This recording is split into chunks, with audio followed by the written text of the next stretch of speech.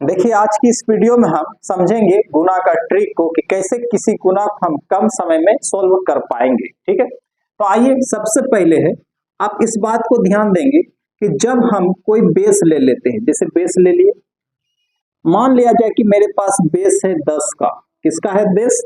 10 का। 10 का बेस है ना। अब ये 10 का जो बेस है, तो 10 का बेस पे क्या करेंगे, इसी के आसपास का नंबर लेंगे। पहली बार हम वो नंबर लेंगे, अर्थात इसका नाम रख देते हैं टाइप 1। टाइप 1, ठीक है। इसमें क्या करेंगे, हम कोई भी बेस लेंगे, जैसे 10 लेंगे, फिर इसके बाद 100 लेंगे, फिर 1000 लेंगे, फिर 10,000 लेंगे।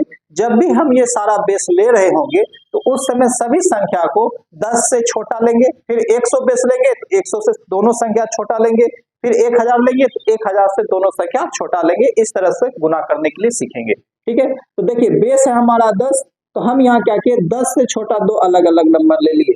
पहला नंबर हम ले लेते हैं 7, पहला नंबर ले लिए हम 7, दूसरा नंबर है 8।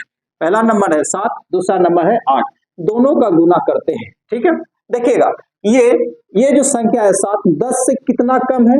3 कम है। ये संख्या 7 10 से कितना कम है? 3 कम है। और ये जो संख्या है 8, ये 10 से कितना कम है? 2 कम है। कोई दिक्कत? अब यहाँ ध्यान देंगे, हमारा जो बेस है 10, 10 पे कितना जीरो है? 10 पे कितना जीरो है?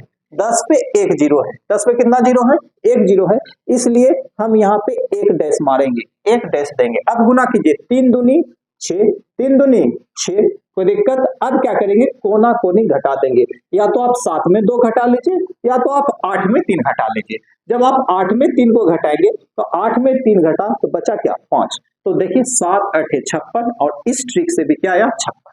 उसी तरह से हम बेस को अगर चेंज कर लेते हैं, बेस को हम चेंज कर लेते हैं। इस बार हम बेस ले रहे हैं 100। बेस क्या ले रहे हैं इस बार हम? 100। ठीक है, जब हम बेस 100 लेंगे तो अब 100 से कम दो अलग अलग संख्या लेना होगा, या समान संख्या भी ले सकते हैं, लेकिन दो संख्या लेंगे, दोनों कम होना चाहिए 100 से। अब यहाँ ध्यान से देखेंगे, हम पहला संख्या लिए हैं 97, दूसरा संख्या लिए हैं 98।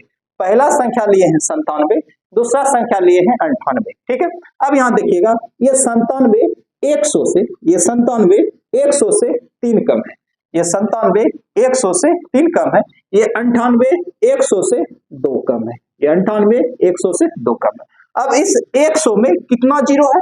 2 जीरो है, इसलिए इस पे नीचे में 2 डैश लगा देंगे। कोई दिक्कत? कोई दिक्कत है? अब देखिए 100 पे 2 जीरो था, इसलिए 2 डैश लगाए। अब यहाँ गुना करेंगे, 3 दूनी 6, 3 दूनी 6, लेकिन कितना डिजिट में लिखना है? 2 डिजिट में। तो दो अंक में जब लिखेंगे तो 6 को कैसे लिखेंगे? 06। क्या लिखेंगे? 06। कोई दिक्कत इसमें नहीं ना। अब क्या करेंगे, कोना कोनी घटा देंगे, कोना कोनी घटा देंगे। या तो 97 में 2 घटा दीजिए तो 95, 98 में 3 घटा दीजिए तो 95, 98 में 3 घटाया तो क्या बचा? 95। यही आपका आंसर है। ठीक है, जब हम बेस क्या लेंगे, हम बेस लेंगे इस बार मान लिया जाए 1000। बेस मैंने क्या ले लिया? 1000। अब दो संख्या लेंगे और दोनों संख्या 1000 से कम होगा और आसपास का वैल्यू होगा इसका। ठीक है, तो देखिएगा 1000 से कम ले लिए, क्या? 197 इंटू 9089। कोई दिक्कत? 989। कोई दिक्कत है? अब इसका मल्टीप्लीकेशन करना सीखते हैं। देखिए ये जो संख्या है 997, ये 1000 से कितना कम है? 3 कम। कितना कम है जी? 3 कम है। अब ये जो संख्या है 989, ये जो संख्या है 989, ये 11 कम है। कितने कम है? 1000 से 11 कम है। ठीक है, हमने क्या बोला था कि यहाँ जब बेस था 100, तो 100 पे 2 जीरो है, इसलिए मैंने लगाया 2 डैश।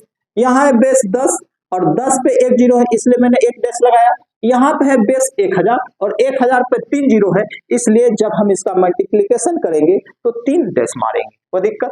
अब इसका गुना कर दीजिए, 11 गुना 3 तो 33, 11 गुना 3 तो 33। हमको लिखना है 3 डिजिट में, तो 3 डिजिट बनाने के लिए आगे जीरो, इधर जीरो देना पड़ेगा। ठीक है, अब क्या करेंगे, कोना कोनी घटाएंगे। घटा दीजिए, 989 में अगर हम 3 घटाएंगे, 989 में अगर हम 3 घटाएंगे तो क्या बचेगा? 986 बचेगा। यही क्या है? इसका गुना है। ठीक है, अब हम आगे बढ़ते हैं। पहला बेस था 10, फिर 100, फिर 1000।